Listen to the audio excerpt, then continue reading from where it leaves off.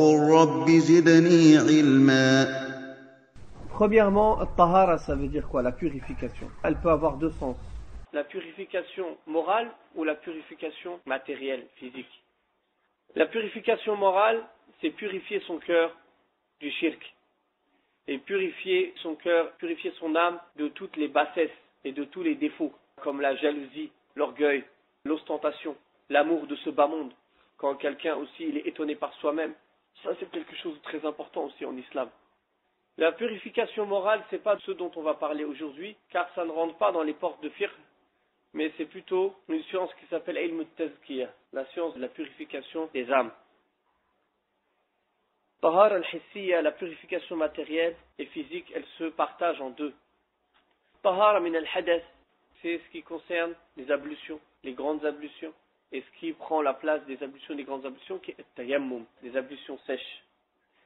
Wa-tahara min al-khabath ou min al-najas, c'est le fait de purifier son corps, ses vêtements et l'endroit où l'on prie des impuretés. Il y a une différence entre ces deux purifications. La première est une ibada, c'est une adoration. La deuxième, ce n'est pas une ibada, c'est une aada, une chose de la vie de tous les jours. Les adorations, elles sont déterminées par la législation, la manière de les faire. De même, sans niya, l'adoration n'est pas valable.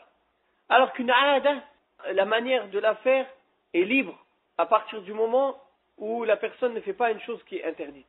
Et deuxièmement, dans une aada, on n'a pas besoin de niya pour la faire. Quelqu'un qui mange par exemple, s'il mange sans niya, il n'a fait ni péché ni hasanat, il a mangé, c'est tout. C'est une aada.